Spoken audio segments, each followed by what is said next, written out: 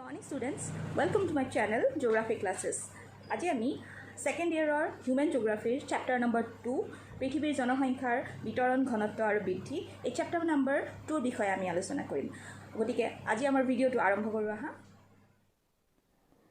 তোমালোকৰ পাঠ্যপুথিৰ যেটো দ্বিতীয় অধ্যায়টোৰ হেডিং বা নামটো হ'ল যে পৃথিৱীৰ জনসংখ্যাৰ বিতৰণ ঘনত্ব আৰু বৃদ্ধি। অৰ্থাৎ আমি এই চেপ্টাৰটোত আমি কিহৰ বিষয়ে পঢ়িম? আমি ইয়াত তিনটা আমি টপিকৰ ওপৰত ইয়াত আমি গুৰুত্ব দিম। এই তিনটা হৈছে যে বিতৰণ ঘনত্ব আৰু বৃদ্ধি, অৰ্থাৎ জনসংখ্যাৰ বিতৰণ ঘনত্ব আৰু বৃদ্ধি। এতিয়া আমি ইয়াৰ বিষয়ে পঢ়াৰ আগতে আমি প্ৰথমতেই জানিব লাগিব যে জনসংখ্যা মানেনো কি। এতিয়া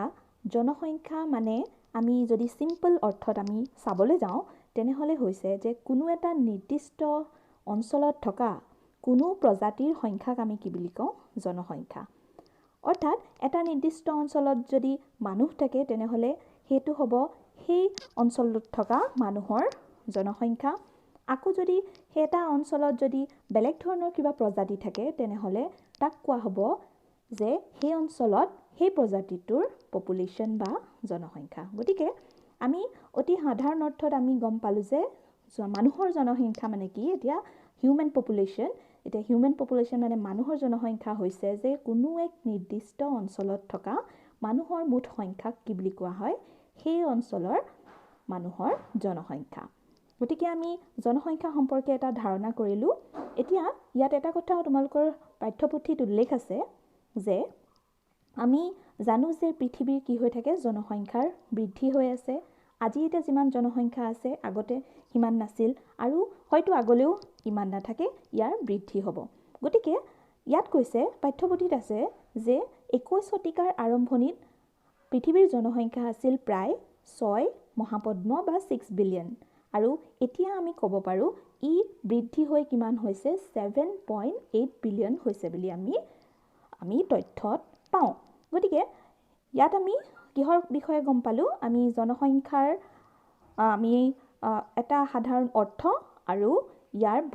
পৃথিৱীত মুঠ এতিয়া জনসংখ্যাৰ সংখ্যা হিচাপে আমি গম পালোঁ। এতিয়া আমি আহোঁ জনসংখ্যাৰ ঘনত্ব সম্পৰ্কে, পৃথিৱীৰ জনসংখ্যাৰ ঘনত্ব। এতিয়া আমি চাওঁ জনসংখ্যাৰ ঘনত্ব কি। এতিয়া জনসংখ্যাৰ ঘনত্ব হৈছে যে জনসংখ্যা আৰু বাসভূমিৰ ক্ষেত্ৰফলৰ যি গাণিতিক অনুপাত। অৰ্থাৎ আমি যদি সহজ অৰ্থত ইয়াক ক'বলৈ যাওঁ তেনেহ'লে আমি ক'ম যে প্ৰতি বৰ্গ কিলোমিটাৰত থকা মানুহৰ সংখ্যাকে কি বুলি কোৱা হয়? জনসংখ্যাৰ ঘনত্ব। আৰু ইয়াৰ ফৰ্মুলাটো হৈছে যে আমি যদি এটা অঞ্চলৰ মুঠ জনসংখ্যাক যদি সেই অঞ্চলটোৰ মাটিকালিৰে আমি ডিভাইড কৰোঁ তেনেহ'লে আমি কি পাম? সেই অঞ্চলৰ জনসংখ্যাৰ ঘনত্ব। আমি ইয়াত এটা উদাহৰণৰ সৈতে আমি বুজিবলৈ চেষ্টা কৰোঁ আহা যে ইয়াত যদি আমি এটা অঞ্চল লওঁ যে X, এই X অঞ্চলটোৰ মাটিকালি হৈছে 100 বৰ্গ কিলোমিটাৰ আৰু তাত থকা মুঠ জনসংখ্যা 1,50,000। এতিয়া যদি আমাক ঘনত্ব লাগে তেতিয়াহ'লে আমি কি কৰিম? মুঠ জনসংখ্যাক আমি মুঠ মাটিকালিৰে ডিভাইড কৰিম। তেতিয়া আমি কিমান পাম? 1500 প্ৰতি বৰ্গ কিলোমিটাৰত। অৰ্থাৎ আমি ক'ব পাৰিম যে সেই অঞ্চলটোত প্ৰতি বৰ্গ কিলোমিটাৰত কিমানজন মানুহে বাস কৰে? 1500 জন মানুহে বাস কৰে। গতিকে ইয়াক কোৱা হয় জনসংখ্যাৰ ঘনত্ব। এতিয়া ছাত্ৰ ছাত্ৰীসকল তোমালোকে জানানে যে পৃথিৱীৰ সকলো ঠাইতে জনসংখ্যাৰ ঘনত্ব একেই নহয়। অৰ্থাৎ পৃথিৱীৰ এনেকুৱা কিছুমান অঞ্চল আছে য'ত জনবসতি ঘন আৰু এনেকুৱা কিছুমান অঞ্চল আছে য'ত জনবসতি একেবাৰে সেৰেঙা। এতিয়া কেনেকুৱা অঞ্চলতনো জনবসতি ঘন হয় আৰু কেনেকুৱা অঞ্চলত জনবসতি সেৰেঙা সেই বিষয়ে আমি বিতৰণত পাম। এতিয়া আমি এইটো টপিকৰ আণ্ডাৰত আমি কি পঢ়িব লাগিব যে পৃথিৱীৰ যিবোৰ অঞ্চল আছে সেই অঞ্চলবোৰৰ ভিতৰত কোনবোৰ অঞ্চল ঘনবসতিপূৰ্ণ, কোনবোৰ অঞ্চল মধ্যমীয়া ঘনবসতিপূৰ্ণ আৰু কোনবোৰ অঞ্চল একদম কম ঘনবসতিপূৰ্ণ। গতিকে এই কথাখিনি আমি নোট কৰি চাওঁচোন। পৃথিৱীৰ যিবোৰ অঞ্চলত 200 জনতকৈ বেছি বা 200 জন মানুহ প্ৰতি বৰ্গ কিলোমিটাৰত আছে সেই অঞ্চলটোক কিহৰ অন্তৰ্ভুক্ত কৰা হয় পৃথিৱীৰ ঘন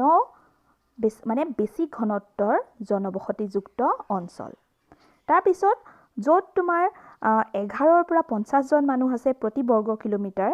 সেই অঞ্চলক কোৱা হয় মধ্যমীয়া ঘনত্বৰ জনবসতিযুক্ত অঞ্চল আকৌ যিবোৰ অঞ্চলত একেবাৰে মানুহৰ জনসংখ্যা কম অৰ্থাৎ এজনতকৈও কম প্ৰতি বৰ্গ কিলোমিটাৰত তেনেকুৱা অঞ্চলক কোৱা হয় কম ঘনত্বৰ জনবসতিযুক্ত অঞ্চল এতিয়া আমি ইয়াৰ উদাহৰণবোৰ চাওঁ কি উদাহৰণ আছে এতিয়া বেছি ঘনত্বৰ জনবসতিযুক্ত অঞ্চলৰ উদাহৰণত আমি ক'ব পাৰোঁ আমেৰিকা যুক্তৰাষ্ট্ৰৰ উত্তৰ পূব অঞ্চল ইউৰোপৰ উত্তৰ পশ্চিম অঞ্চল আৰু দক্ষিণ পূব আৰু পূব এছিয়া আনহাতে মধ্যমীয়া ঘনত্বৰ অঞ্চলৰ ভিতৰত আমি উদাহৰণ ল'ব পাৰোঁ পশ্চিম চীন ইউৰোপৰ নৰৱে আৰু দক্ষিণ ভাৰত আনহাতে একেবাৰে কম ঘনত্বৰ জনবসতিযুক্ত অঞ্চলত আমি ক'ব পাৰোঁ উত্তৰ আৰু দক্ষিণ মেৰু অঞ্চল বিষুৱীয় অঞ্চল আৰু উষ্ণ আৰু শীতল মৰুভূমি এতিয়া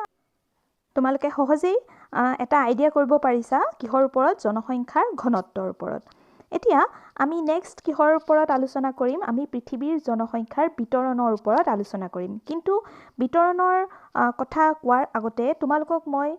কি ক'ব বিচাৰিছোঁ যে পৃথিৱীৰ কিছুমান ঘন লোকবসতিপূৰ্ণ দেশৰ উদাহৰণ দিব বিচাৰিছোঁ গতিকে আমি এখন তালিকা চাওঁচোন আহা প্ৰথমতে এই তালিকাখনত কি দেখাইছে যে পৃথিৱীৰ যিবোৰ বেছিকৈ ঘন লোকবসতিপূৰ্ণ দেশ আছে এই ঘন লোকবসতিপূৰ্ণ দেশৰ ভিতৰত শীৰ্ষ 10খন আমি দেশৰ কথা ইয়াত উল্লেখ কৰিছোঁ গতিকে আমি ইয়াত দেখিছোঁ যে প্ৰথমতে কিহে স্থান দখল কৰিছে চীন তাৰপিছত ভাৰত তাৰপিছত ইউনাইটেড ষ্টেটছ তাৰপিছত Indonesia Pakistan Brazil Nigeria Bangladesh আৰু ৰাছিয়া গতিকে এইকেইখন হৈছে আটাইতকৈ শীৰ্ষ লোকবসতিপূৰ্ণ দেশ মানে ঘন লোকবসতিপূৰ্ণ দেশ সেই একেধৰণৰেই আমি এটা ডায়েগ্ৰাম চাওঁ আহা এই ডায়েগ্ৰামটোত দেখাইছে শীৰ্ষ 5খন most populated countries আৰু ইয়াৰ ভিতৰত শীৰ্ষস্থান দখল কৰিছে চীন Bharat USA United states of America তাৰপিছত ইণ্ডোনেছিয়া আৰু ব্ৰাজিল গতিকে আমি দেখিলোঁ যে পৃথিৱীৰ যদি 5খন আটাইতকৈ বেছি ঘন লোকবসতিপূৰ্ণ দেশৰ নাম তোমালোকক কেতিয়াবা পৰীক্ষাত লিখিবলৈ আহে তেনেহ'লে তোমালোকে এই 5খনৰ নাম লিখিব পাৰিবা এতিয়া আমি চাওঁ যে যিটো আমাৰ সেকেন্ড টপিকটো আছিলে যে জনসংখ্যাৰ বিতৰণ পৃথিৱীৰ জনসংখ্যাৰ বিতৰণ এতিয়া তোমালোকে জানা যে পৃথিৱীৰ সকলো ঠাইতে কি নহয় জনসংখ্যাৰ পৰিমাণ একেই নহয় বা ইয়াৰ বিতৰণ একেই নহয় এনেকুৱা কিছুমান পৃথিৱীৰ ঠাই আছে অঞ্চল আছে য'ত জনসংখ্যা বেছি ঘনত্ব আৰু এনেকুৱা কিছুমান অঞ্চল আছে য'ত জনসংখ্যাৰ ঘনত্ব কম আমি ইয়াৰ আগতে উল্লেখ কৰি আহিছিলোঁ যে পৃথিৱীৰ কোনবোৰ জেগাত জনসংখ্যাৰ ঘনত্ব বেছি আৰু কোনবোৰ জেগাত পৃথিৱীৰ জনসংখ্যাৰ ঘনত্ব কম এই যে কিছুমান অঞ্চলত জনবসতি ঘন হয় আৰু কিছুমান অঞ্চলত জনবসতি হেৰেঙা বা কম হয় তাক কি কৰে কিছুমান ফেক্টৰে এফেক্ট কৰে অৰ্থাৎ কিছুমান কাৰকে প্ৰভাৱ পেলায় আৰু সেই কাৰকবোৰৰ কাৰণেই কি হয় সেই অঞ্চলত জনসংখ্যাৰ কেতিয়াবা কম ঘনত্বৰ হ'ব পাৰে আৰু কেতিয়াবা ই বেছি ঘনত্বৰ হ'ব পাৰে এতিয়া আমি ইয়াত চাম যে জনসংখ্যাৰ বিতৰণত প্ৰভাৱ পেলোৱা কাৰকবোৰনো কি এতিয়া কাৰকৰ ভিতৰত মেইনলি আমি 3টা কাৰক আমি উল্লেখ কৰিব পাৰোঁ প্ৰথম কাৰকটো হৈছে ভৌগোলিক কাৰক তাৰ পিছত আছে অৰ্থনৈতিক কাৰক আৰু 3 নম্বৰটো সামাজিক আৰু সাংস্কৃতিক কাৰক এতিয়া আমি এই যিটো প্ৰথম পইণ্ট যে পানীৰ প্ৰাপ্যতা অৰ্থাৎ ভৌগোলিক কাৰকৰ ভিতৰৰ এটা পইণ্ট পানীৰ প্ৰাপ্যতা আমি ইয়াৰ ওপৰত এটা ডিসকাস কৰিম এতিয়া আমি জানো যে কি হয় যে পানী আমাৰ কাৰণে কি এক অপৰিহাৰ্য কাৰক জীয়াই থাকিবৰ কাৰণে গতিকে আমি আমাৰ নিত্য ব্যৱহাৰ্য আমি কামবোৰত আমি সদায় কি ব্যৱহাৰ কৰোঁ পানী ব্যৱহাৰ কৰোঁ গতিকে কি হয় যে যিবোৰ অঞ্চল পানী সহজলভ্য অঞ্চল থাকে অৰ্থাৎ যিবোৰ অঞ্চলত আমি পানী সহজে পাওঁ সাধাৰণতে কি হয় মানুহবোৰে তেনেকুৱা অঞ্চলত বসবাস কৰিবলৈ ভাল পায় গতিকে সেইকাৰণেই আমি দেখিছোঁ যে যিবোৰ নদী উপত্যকা অঞ্চল থাকে সাধাৰণতে এই নদী উপত্যকা অঞ্চলবোৰত পৃথিৱীৰ আটাইতকৈ বেছি যিবোৰ জনবসতিপূৰ্ণ অঞ্চল আছে এই বেছি জনবসতিপূৰ্ণ অঞ্চলতেই পৰিগণিত হৈছে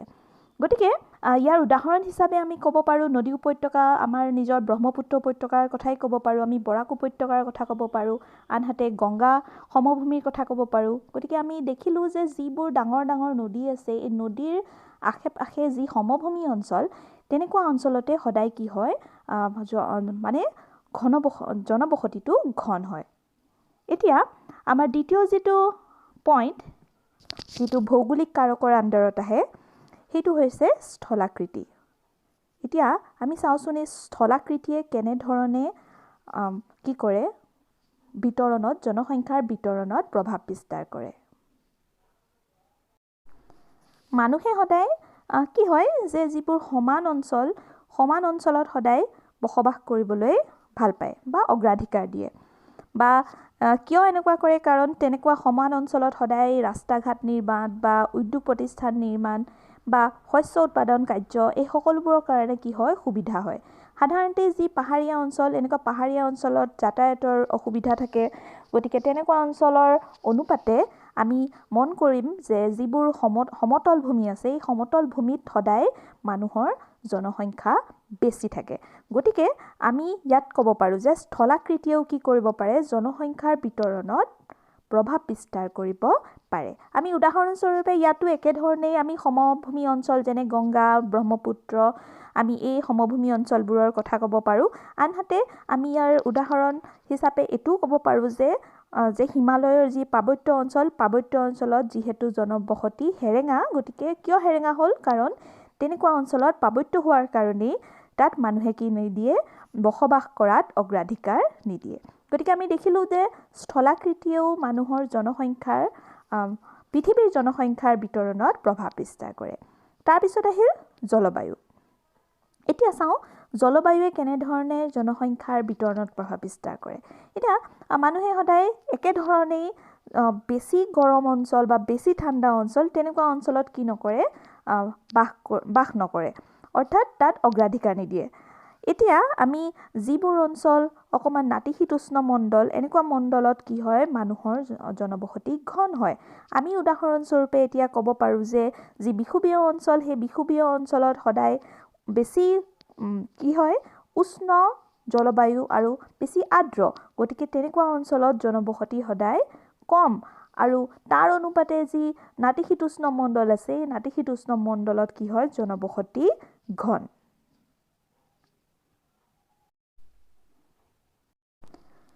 তাৰ পিছত আহিলে মাটি এতিয়া মাটিয়ে কেনেদৰে জনসংখ্যাৰ বিতৰণত আমি প্ৰভাৱ বিস্তাৰ কৰে চাওঁচোন যে একেধৰণেই মানুহে কি বিচাৰে সদায় কৃষি কৰ্মৰ কাৰণে সাৰুৱা মাটি বিচাৰে গতিকে য'ত কৃষি কৰ্ম ভাল হয় সাৰুৱা মাটি হয় তেনেকুৱা অঞ্চলতে জনবসতি সাধাৰণতে ঘন হয় উদাহৰণস্বৰূপে আমি আমাৰ নদী উপত্যকা অঞ্চলত বা সমভূমি অঞ্চলত য'ত মাটি সাৰুৱা তেনেকুৱা সাৰুৱা অঞ্চলত কি হয় জনবসতি ঘন যেনে আমি আকৌ একেধৰণে গংগাৰ কথা আমি ক'ব পাৰোঁ আনহাতে য'ত মাটি বালিয়হীয়া বা মৰুময় তেনেকুৱা অঞ্চল অৰ্থাৎ ৰাজস্থানৰ নিচিনা অঞ্চলত কি হয় জনবসতি হেৰেঙা এতিয়া আমি দেখিলোঁ যে মাটিয়েও কি কৰে জনসংখ্যাৰ বিতৰণত বিশেষ প্ৰভাৱ পেলাব পাৰে ইয়াৰ পিছত অৰ্থাৎ ভৌগোলিক কাৰকৰ পিছত যিটো দ্বিতীয় প্ৰধান কাৰক আছিল সেই কাৰকটো হৈছে অৰ্থনৈতিক কাৰক আমি অৰ্থনৈতিক কাৰকৰ আণ্ডাৰত কিছুমান পইণ্টত আমি এই কথাটো বুজিবলৈ চেষ্টা কৰিম ইয়াৰে প্ৰথম পইণ্টটো দিয়া আছে খনিজ সম্পদ এতিয়া খনিজ সম্পদেনো কেনেধৰণে জনসংখ্যাৰ বিতৰণত প্ৰভাৱ বিস্তাৰ কৰে এতিয়া আমি জানো যে যিবোৰ জেগাত খনিজ পদাৰ্থ সঞ্চয় হৈ থাকে সেই তেনেকুৱা অঞ্চলবোৰ সাধাৰণতে কি গঢ়ি উঠে এই খনি বা ঔদ্যোগিক অঞ্চল একোটা গঢ়ি উঠে গতিকে তেতিয়া কি হয় তেতিয়া যিবোৰ কৌশলী আৰু অৰ্ধকৌশলী যি কৰ্মী থাকে এই কৰ্মীবোৰে সেই তেনেকুৱা জেগালৈ প্ৰব্ৰজন কৰে আৰু তাত সেই জেগাবোৰ কি হৈ যায় ঘনবসতিপূৰ্ণ হৈ পৰে অৰ্থাৎ চাকৰিৰ কাৰণেই এই কৰ্মীসকলে গাঁৱৰ পৰা সেই তেনেকুৱা খনি থকা অঞ্চললৈ যায় আৰু সেই অঞ্চলটোত মানুহৰ মানে পৰিমাণ অৰ্থাৎ ইয়াৰ জনসংখ্যা বৃদ্ধি কৰাত সহায় কৰে ইয়াত তোমালোকৰ কিতাপত এটা উদাহৰণ আছে আফ্ৰিকাৰ উদাহৰণ আছে আফ্ৰিকাৰ কাটাংগা অঞ্চলৰ কথা ইয়াত দিয়া হৈছে আমি আফ্ৰিকাৰ কথা নকৈ আমি নিজৰ আমাৰ দেশৰ উদাহৰণ দিব পাৰোঁ আমি ঝাৰিয়াৰ কথা ক'ব পাৰোঁ তাৰ পিছত আমি আমাৰ ডিগবৈৰ কথাও ক'ব পাৰোঁ তেনেধৰণে আমি কিছুমান লোকেল উদাহৰণো ইয়াত দিব পাৰোঁ তাৰ পিছত খনিজ পদাৰ্থৰ পিছত যেটো সেকেন্ড পইণ্ট দিয়া আছে এই পইণ্টটোত কি কৈছে চাও যে নগৰীকৰণ এতিয়া আমি সাধাৰণতে কি দেখা পোৱা যায় যে গাঁৱতকে নগৰত জনসংখ্যাৰ ঘনত্ব বেছি কিয়নো গ্ৰাম্য অঞ্চলৰ পৰা নগৰ অঞ্চললৈ কিছুমান কাৰণৰ কাৰণে কি হয় মানুহৰ প্ৰব্ৰজন ঘটে আৰু এই কাৰণবোৰ হ'ল যে তাত কি পোৱা যায় নগৰ বা মহানগৰত নিযুক্তিৰ সুযোগ পোৱা যায় শিক্ষাৰ উন্নত ব্যৱস্থা চিকিৎসাৰ উন্নত ব্যৱস্থা বা যাতায়াত যোগাযোগৰ উন্নত ব্যৱস্থা গতিকে এনেকুৱা ধৰণৰ উন্নত ব্যৱস্থাবোৰৰ কাৰণেই সাধাৰণতে কি হয় নগৰবোৰে গাঁৱৰ মানুহবোৰক আকৰ্ষণ কৰে ফলত আকৰ্ষণ কৰাৰ ফলত প্ৰব্ৰজন ঘটে আৰু প্ৰব্ৰজন ঘটাৰ ফলত সেই নগৰ বা মহানগৰবোৰত জনসংখ্যাৰ পৰিমাণ বাঢ়িবলৈ আৰম্ভ কৰে আৰু ই কিহলে পৰিৱৰ্তন কৰে ইয়াৰ ঘন বসতি বা ইয়াৰ ঘনত্বও বেছি হোৱালৈ ইয়াত সহায় কৰে তাৰ পিছত যেটো থাৰ্ড পইণ্ট ইয়াত আছে যে উদ্যোগীকৰণ এতিয়া উদ্যোগীকৰণ আমি জানো যে এটা জায়গাত যদি উদ্যোগ এটা স্থাপন হয় উদ্যোগ স্থাপন হোৱাৰ ফলত তেনেকুৱা জায়গালৈ কি হয় তেনেকুৱা জায়গায় মানুহৰ বৃহৎ এটা সংখ্যক মানুহক আকৰ্ষণ কৰিব পাৰে অৰ্থাৎ মানুহে চাকৰিৰ কাৰণেই সেই উদ্যোগটোত অৰ্থাৎ মানে নিয়োগ লাভ কৰিবৰ কাৰণেই কি কৰে সেই জায়গালৈ প্ৰব্ৰজন কৰে ফলত সেই তেনেকুৱা উদ্যোগ থকা অঞ্চলবোৰত সাধাৰণতে ঘন বসতি দেখা পোৱা যায় আমি উদাহৰণস্বৰূপে কি ক'ব পাৰোঁ তেনেকুৱা উদ্যোগ আমি আমাৰ যি জামশেদপুৰ অঞ্চলৰ কথা ক'ব পাৰোঁ আমি আহমেদাবাদ অঞ্চলৰ কথা ক'ব পাৰোঁ তাৰ পিছত আমি আমাৰ ডিগবৈৰ কথা ক'ব পাৰোঁ গতিকে তেনেধৰণৰ কিছুমান উদাহৰণ আছে ডিগবৈৰ উদাহৰণ মই অসমৰ বুলি দিছোঁ কিন্তু ইয়াত ইমান বেছি ঘন বসতি দেখা পোৱা নাযায় আমি ভাৰতৰ বাকী যিবোৰ আহমেদাবাদ হওক এইবোৰ উদাহৰণ আমি সহজে দিব পাৰোঁ এতিয়া চাওঁ 3 নম্বৰ যেটো পইণ্ট বা কাৰক সামাজিক আৰু সাংস্কৃতিক কাৰক এতিয়া এই পইণ্টটোৰ আণ্ডাৰত আমি কি ক'ব পাৰোঁ যে মানুহে কি এনেকুৱা ঠাইত সাধাৰণতে বসতি কৰিবলৈ ভাল পায় য'ত কি থাকে ৰাজনৈতিক সুস্থিৰতা থাকে অৰ্থাৎ ই ৰাজনৈতিকভাৱে সুস্থিৰ বা ই সামাজিকভাৱেও এখন সুস্থিৰ অৰ্থাৎ বেছি যি অস্থিৰ যদি অঞ্চল থাকে তেনেকুৱা অস্থিৰ ৰাজনৈতিক অস্থিৰতা থকা বা সামাজিক অস্থিৰতা থকা তেনেকুৱা অঞ্চলত মানুহে সাধাৰণতে জনবসতি অগ্ৰাধিকাৰ নিদিয়ে আৰু আমি ইয়াত ধৰ্মকো এটা কাৰক হিচাপে ক'ব পাৰোঁ ধৰ্মীয় কাৰকো আছে অৰ্থাৎ মানুহে নিজৰ ধৰ্মৰ মানুহৰ ওচৰত সাধাৰণতে জনবসতি কৰি ভাল পায় গতিকে আমি কেতিয়াবা ধৰ্মক প্ৰাধান্য দিও একোটা অঞ্চলত জনবসতি গঢ়ি উঠা আমি দেখা পাওঁ গতিকে আমি দেখিলো যে সামাজিক আৰু সাংস্কৃতিক কাৰকেও কি কৰিব পাৰে বিতৰণত জনসংখ্যা বিতৰণত প্ৰভাৱ বিস্তাৰ কৰিব পাৰে ইয়াৰ পিছত আহিলে যে আমাৰ পিছৰ টপিকটো হ'ল আমি প্ৰথমতে আমি লেসনটো আৰম্ভণিতে কৈছিলো আমি তিনটা বস্তুৰ ওপৰত আমি গুৰুত্ব দিম এটা জনসংখ্যাৰ বিতৰণ জনসংখ্যাৰ ঘনত্ব আৰু জনসংখ্যাৰ বৃদ্ধি এতিয়া আমি যেটো 3 নম্বৰ পইণ্ট আমি অলৰেডি ঘনত্ব আৰু বিতৰণ সম্পৰ্কে পঢ়িলো এতিয়া আমি 3 নম্বৰ যেটো পইণ্ট বৃদ্ধি অৰ্থাৎ জনসংখ্যাৰ বৃদ্ধি পপুলেশন গ্ৰোথ আমি ইয়াৰ ওপৰত কিছু ইয়াত ডিসকাস কৰিম এতিয়া এই জনসংখ্যাৰ বৃদ্ধিৰ বিষয়ে আমি বুজিবলৈ হলে আমি ইয়াত কিছুমান কনসেপ্ট আমি জানিব লাগিব এই কনসেপ্টবোৰ হৈছে যে জনসংখ্যাৰ বৃদ্ধিৰ হাৰ জনসংখ্যাৰ স্বাভাৱিক বৃদ্ধি তাৰ পিছত জনসংখ্যাৰ ধনাত্মক বৃদ্ধি জনসংখ্যাৰ ঋণাত্মক বৃদ্ধি গতিকে এই কনসেপ্ট গিটাইনো কি কৈছে আমি বুজিবলৈ ট্ৰাই কৰো আহা এতিয়া আমি চাওঁ যে প্ৰথমতে জনসংখ্যাৰ বৃদ্ধি বুলিলেনো কি বুজো জনসংখ্যা বৃদ্ধি মানে হৈছে যে কোনো এটা নিৰ্দিষ্ট অঞ্চলৰ দুটা সময়ৰ মাজত জনসংখ্যাৰ যি পৰিৱৰ্তন হয় সেই পৰিৱৰ্তনক আমি কি বুলি কওঁ জনসংখ্যাৰ বৃদ্ধি এতিয়া আমি উদাহৰণ এটা লৈছো যে 2001 চনত এখন অঞ্চলৰ বা ভাৰতৰে ধৰি লৈছো ভাৰতৰ জনসংখ্যা আছিল 102 কোটি 102 কোটি আৰু 1991 চনত ভাৰতৰ জনসংখ্যা আছিল প্ৰায় 84 বা 84 কোটি এতিয়া এই যে 91 ৰ পৰা 2001 লৈকে এই 10 বছৰৰ মাজত জনসংখ্যাৰ যি পৰিৱৰ্তন ঘটিল অৰ্থাৎ এই 18 কোটি জনসংখ্যা এই 18 কোটি জনসংখ্যাকে আমি কি বুলি কম ভাৰতৰ জনসংখ্যাৰ বৃদ্ধি বুলি কম অৰ্থাৎ এই 18 কোটিটো হৈছে ভাৰতৰ জনসংখ্যা বৃদ্ধিৰ প্ৰকৃত সংখ্যা এতিয়া আমি জনসংখ্যা বৃদ্ধিটো গম পালো যে জনসংখ্যা বৃদ্ধিয়ে কি বুজায় যে কোনো এটা নিৰ্দিষ্ট অঞ্চলৰ দুটা সময়ৰ মাজৰ যি জনসংখ্যাৰ পৰিৱৰ্তন হয় তাক কি বুলি কোৱা হয় জনসংখ্যাৰ বৃদ্ধি তাৰ পিছত আহিল এটা নেক্সটটো যে জনসংখ্যাৰ বৃদ্ধিৰ হাৰ এটা জনসংখ্যাৰ বৃদ্ধিৰ হাৰ আমি এই জনসংখ্যাৰ বৃদ্ধিটোক আমি যদি শতাংশত আমি ট্ৰান্সফাৰ কৰো দেখুৱাও তেনেহলে তাক কি বুলি কোৱা হ'ব জনসংখ্যাৰ বৃদ্ধিৰ হাৰ এতিয়া এই একেটা উদাহৰণকে আমি ক'ব পাৰো যে আমি দেখিলো যে 2001 আৰু 1991 চনৰ এই 10 বছৰৰ সময়ছোৱাত জনসংখ্যা কিমান বৃদ্ধি পালে 18 কোটি বৃদ্ধি পালে এই 18 কোটি জনসংখ্যাক যদি আমি শতাংশত প্ৰকাশ কৰো তেতিয়া আমি পাম 1.64 আৰু এই 1.64 শতাংশকে আমি কি নাম দিছো জনসংখ্যাৰ বৃদ্ধিৰ হাৰ বুলি আমি ক'ব পাৰো এতিয়া আমি চাও যে জনসংখ্যাৰ ধনাত্মক বৃদ্ধি বুলিলে কি বুজো এটা জনসংখ্যাৰ ধনাত্মক বৃদ্ধি কেতিয়া হয় যেতিয়া দুটা এটা অঞ্চলত দুটা সময়ৰ মাজত যেতিয়া জন্মৰ হাৰ মৃত্যুৰ হাৰতকৈ বেছি হয় আমি আগৰ উদাহৰণটোতে ক'ব পাৰো ইয়াত আমি দেখিছিলো যে আমাৰ জনসংখ্যা কিমান বৃদ্ধি পাইছিলে 18 কোটি বৃদ্ধি পাইছিলে গতিকে 18 কোটি বৃদ্ধি পোৱাৰ কাৰণে ইয়াত যেহেতু জন্মৰ হাৰ বেছি হৈছিল গতিকে ইয়াক আমি কি কৈছো জনসংখ্যাৰ ধনাত্মক বৃদ্ধি বুলি কৈছো আকৌ তাৰ পিছত আহিল জনসংখ্যাৰ ঋণাত্মক বৃদ্ধি ইয়াত কি বুজাইছে চাও যে এটা অঞ্চলত যদি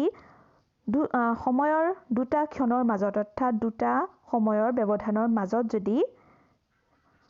জনসংখ্যাৰ একো বৃদ্ধি নঘটে অৰ্থাৎ ইয়াত জন্মৰ হাৰ মৃত্যুৰ হাৰতকৈ কম হয় তেনেহলে তাক কি বুলি কওঁ আমি জনসংখ্যাৰ ঋণাত্মক বৃদ্ধি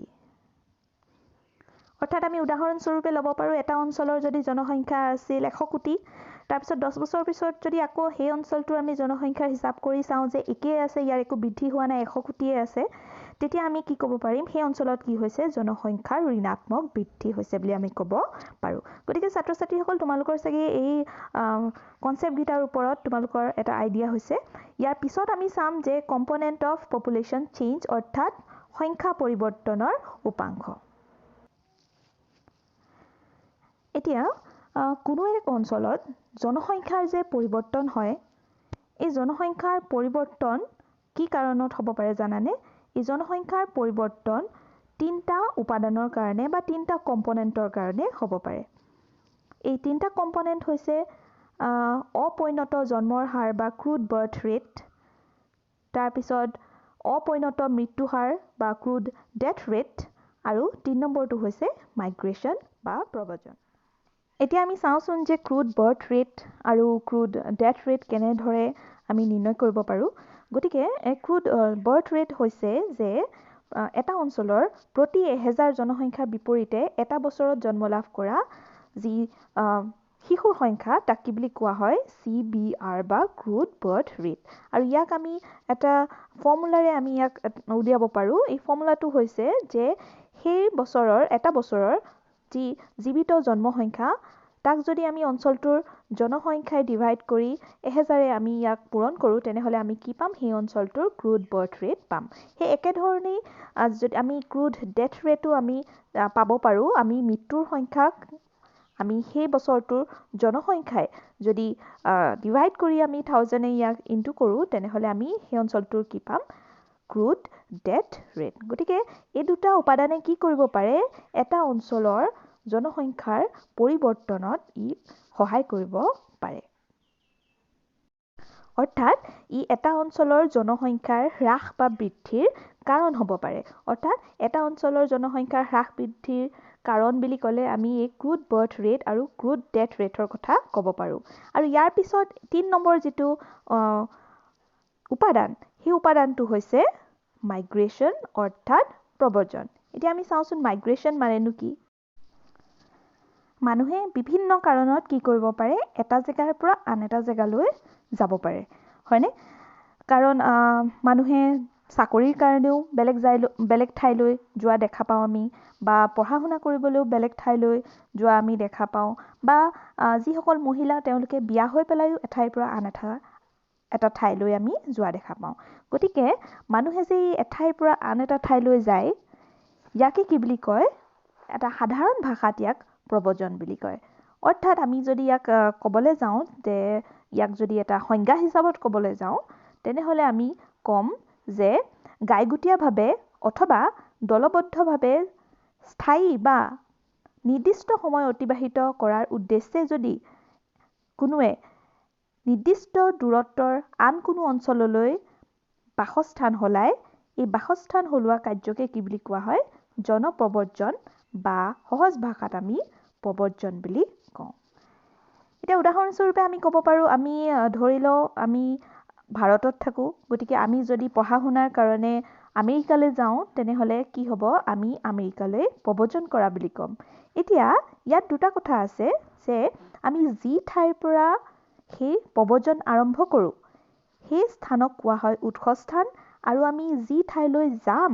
সেই ঠাইক কোৱা হয় লক্ষ্যস্থান। অৰ্থাৎ মই যে এইমাত্ৰ উদাহৰণটো দিলোঁ, আমি যদি ভাৰতৰ পৰা আমি যাওঁ, তেনেহ'লে আমি ভাৰতক কি ক'ম, উৎসস্থান, আৰু আমি যি ঠাইলৈ যাম, অৰ্থাৎ আমি আমেৰিকা যাম কৈছিলোঁ, গতিকে আমেৰিকাক আমি কি বুলি ক'ম, লক্ষ্যস্থান। এই প্ৰব্ৰজনৰ ফলত কি হয় জানানে, যি উৎসস্থান আছে সেই উৎসস্থানত জনসংখ্যা কমি যায়, আৰু যি লক্ষ্যস্থান বা গন্তব্যস্থান আছে, এই গন্তব্যস্থানত কি হয়, জনসংখ্যাৰ বৃদ্ধি হোৱা দেখা পোৱা যায়। অৰ্থাৎ আমি দেখিলোঁ যে এটা অঞ্চলৰ জনসংখ্যাৰ হ্ৰাস বৃদ্ধি হোৱাত কি কৰে, প্ৰব্ৰজনে বিশেষ প্ৰভাৱ পেলাব পাৰে। গতিকে আমি আগৰ যি